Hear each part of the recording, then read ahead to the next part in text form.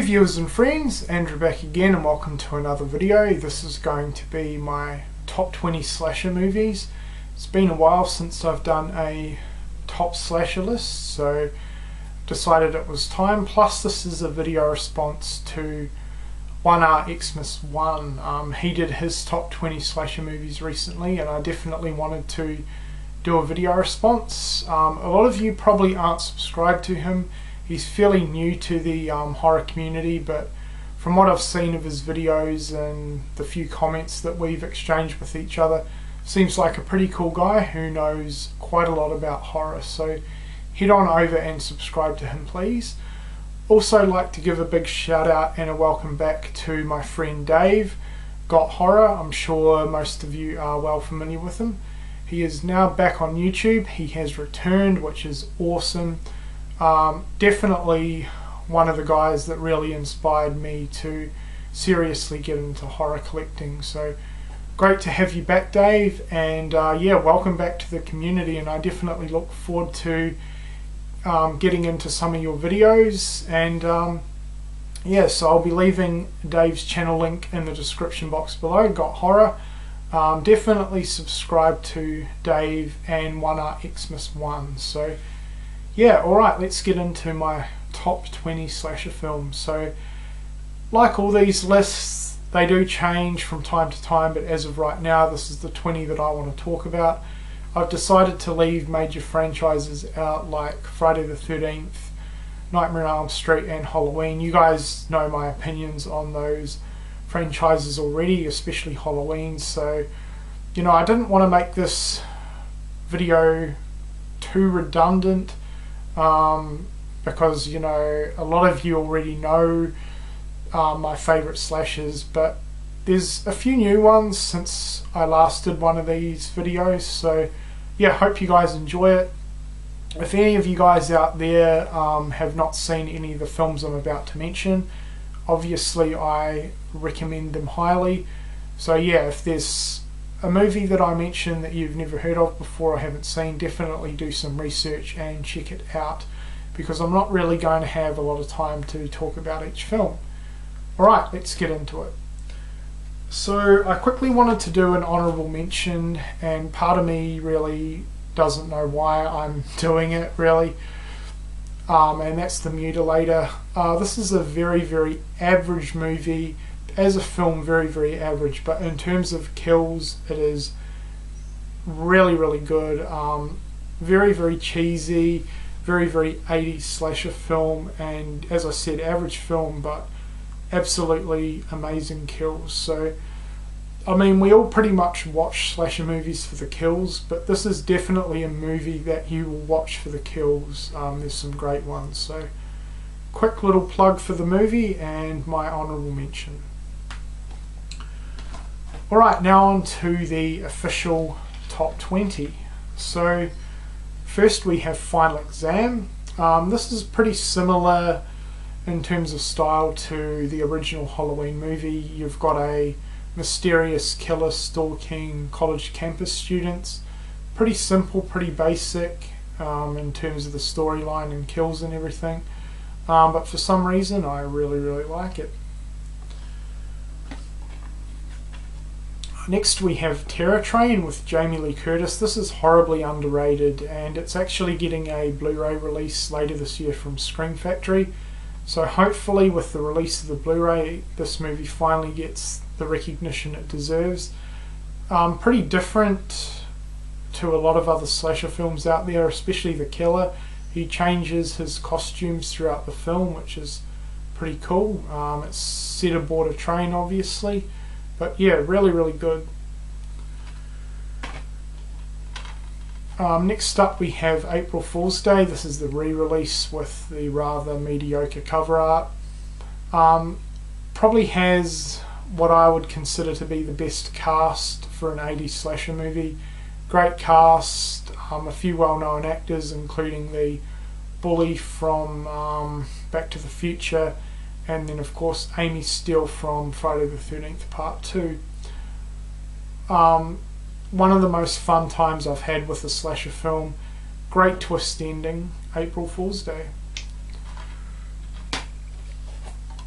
Next up we have the Orphan Killer. This is a modern independent slasher, and you know, definitely one for gore fans. It has some amazing gore in it, and they're actually trying to get a sequel in the works, so hopefully they do, because this movie was great and I'd love a sequel. So check out the Orphan Killer if you haven't. Next up we have Satan's Little Helper. This is another modern slasher. Very, very cheesy, really silly acting. The cast isn't that great. Really funny to watch them act, actually. But for some reason I've always enjoyed this movie. You know, it's a little gem, hidden gem for a modern slasher. Great Halloween vibe to it. Yeah, if you've never heard of it, definitely look into it. It's cheesy, but it's a lot of fun. Next up we have The Sleeper. This is really modern. It came out this year. Another independent movie, and this is a great throwback to early 80s, late 70s slasher movies. Very similar to Black Christmas, about a mysterious killer stalking off a group of sorority sisters in a sorority house. Very good, very creepy, and yeah, I highly recommend it, especially if you're a fan of the original Black Christmas. Pays great homage to that. You know, I'd probably go as far to say as this is one of the best, if not the best, modern slashers. I thought it was absolutely brilliant. Next up we have Tourist Trap from 1979, I believe. This is another fairly underrated one, although it's been getting a little bit more recognition here on the YouTube community lately, which is great. This one's fairly different as well. It's set sort of in a wax museum with mannequins. Pretty creepy, great atmosphere.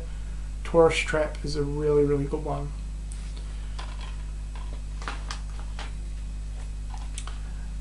Next up we have Evil Laugh. Definitely one of my most favourite cheesy 80s slasher movies. Pretty good acting considering. I found the cast and the acting to be quite impressive. Very cheesy kills though, especially the microwave death. If you've seen the film, you know what I'm talking about. Plays great homage to a lot of other slasher franchises, especially Friday the 13th. But this is a great one. I really like the killer, and yeah, if you haven't checked this one out, I would definitely recommend it. Next up we have American Gothic. This gets often forgot about. It is a late 80s slasher movie, and really good. The best way to describe this in terms of similarity to probably a more popular slasher would be it's very similar to Just Before Dawn. I don't like Just Before Dawn. This is much better in my opinion. About a sort of bunch of, I guess, college students or young adults. Their seaplane crashes on an island and they come across this old house which has you know, a very olden day sort of strict family, and they basically kill these people off one by one. Nothing impressive in terms of deaths. The deaths are pretty mediocre, but I don't know, there's just something about the film that I really like, and it's got a pretty interesting ending as well. Next up we have Chopping Mall. Great 80s vibe to it. A lot of people don't really consider it to be a slasher. I do. Killer robots.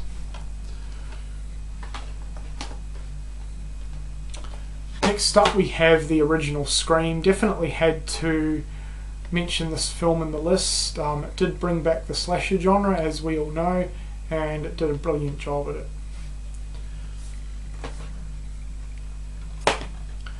Next we have Child's Play 2, one of my favourites growing up and one of the very first horror movies I saw.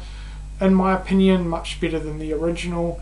One of the few sequels that actually are, but it definitely had more of a slasher vibe to it than the original. Chucky's a lot more badass in this, and I love the ending at the Factory, so Child's Play 2.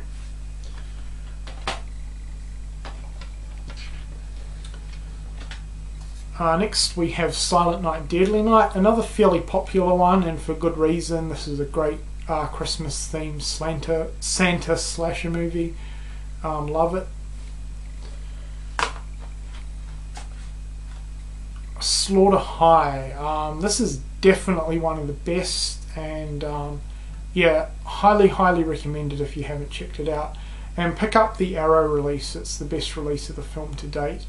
Kind of similar in terms of storyline to April Fool's Day, but it's got one of my favourite killers in the slasher movie, and probably easily my favourite slasher theme song. The theme song to this movie is great. But yeah, this is a really good one, and it's got some very good deaths in it as well. So Slaughter High. Next up we have Hatchet II. I'm sure most of you are familiar with these films. You all know my opinion on this, I've mentioned it quite a few times before. Much better than the first one, and has some of the most amazing kills in a modern slasher. Love it. Deadly Blessing. This is a fairly underrated slasher movie, probably because it hasn't had an official Region 1 release. However, Scream Factory are releasing this movie later in the year, so to everyone in America who has not checked this movie out yet, pick it up immediately when it gets released by Scream Factory. This is very good.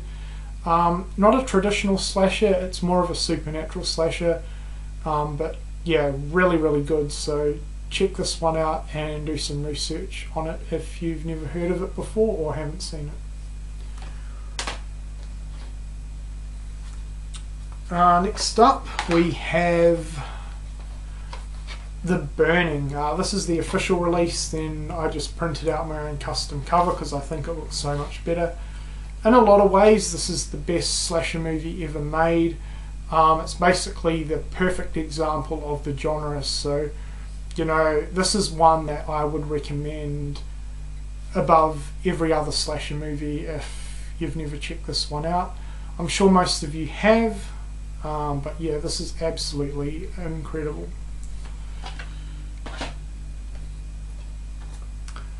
Next up we have another fairly underrated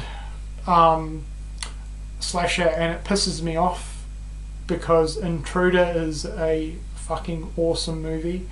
And anyone out there who either owns the DVD or has never owned this movie before, pick up this Blu-ray. Amazing cover art, and Synapse Films have done a really impressive job with this. Great bunch of special features and a pretty good transfer. This is a supermarket themed slasher, and it has some of the most original kills in any slasher movie. So The Intruder, amazing. Next up we have the original My Bloody Valentine. This has always been a favourite of mine, I absolutely love it. And yeah, set around Valentine's Day. The killer's pretty awesome, you know, he's like a miner in the miner's outfit and he uses a pickaxe. Really good. Highly recommend this one, obviously, My Bloody Valentine. And last, but certainly not least, we're going to have to go with the classic Psycho. You know, this was one of the earliest slasher movies that definitely started this genre, and it is an absolute masterpiece. That's all that needs to be said. Alright, so there you go guys, that is my top 20 slasher movies. Thanks a lot for watching.